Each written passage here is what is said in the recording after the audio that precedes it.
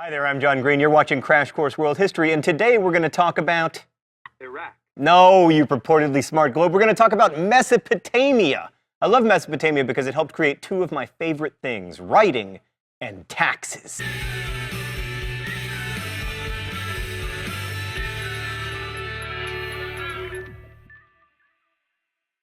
So about 5,000 years ago, in the land Meso, or between the Tigris and Euphrates Potomoi, or rivers, cities started popping up, much like they had in our old friend the Indus River Valley. These early Mesopotamian cities engaged in a form of socialism where farmers contributed their crops to public storehouses, out of which workers, like metal workers or builders or male models or whatever, would be paid uniform wages in grain. So anyway, if you lived in a city, you could be something other than a shepherd, and thanks to this proto-socialism, you could be reasonably sure that you'd eat. Stan, is there any way we can get another globe in here? I feel like this shot is inadequately globed.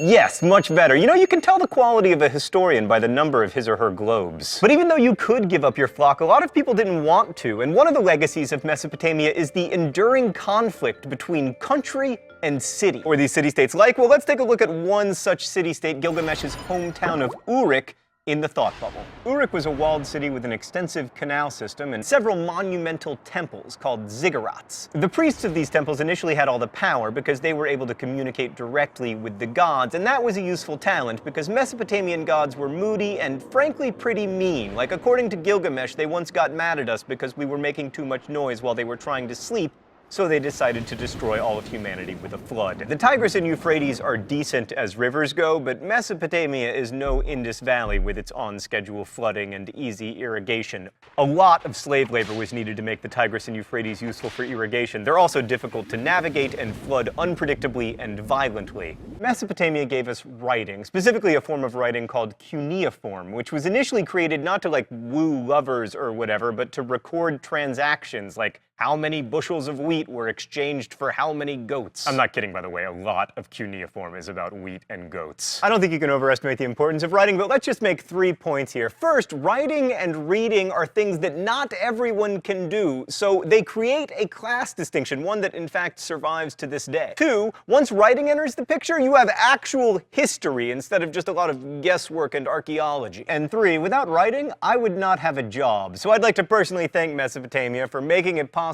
for me to work while reclining in my lazy boy. So why did this writing happen in Mesopotamia? Well, the Fertile Crescent, while it is fertile, is lacking pretty much everything else. In order to get metal for tools, or stone for sculpture, or wood for burning, Mesopotamia had to trade. First, that early proto-socialism was replaced by something that looked a lot like private enterprise, where people could produce as much as they would like as long as they gave a cut, also known as taxes, to the government. We talk a lot of smack about taxes, but it turns out they're pretty important to creating stable social orders. Things were also different politically because the dudes who'd been the tribal chiefs became like full-blown kings who tried to extend their power outside of cities and also tried to pass on their power to their sons. The most famous of these early monarchs is Hammurabi, or as I remember him from my high school history class, the Hammer of Abi. Hammurabi ruled the new Kingdom of Babylon from 1792 BCE to 1750 BCE. Hammurabi's main claim to fame is his famous law code, which established everything from like the wages of ox drivers to the fact that the punishment for taking an eye should be having an eye taken. Hammurabi's law code can be pretty insanely harsh. Like if a builder builds a shoddy building and then the owner's son dies in a collapse,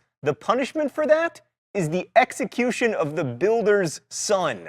The kid's like, that's not fair, I'm just a kid, what did I do? You should kill my dad! Next week we'll talk about mummies. Oh, I have to talk about other things too.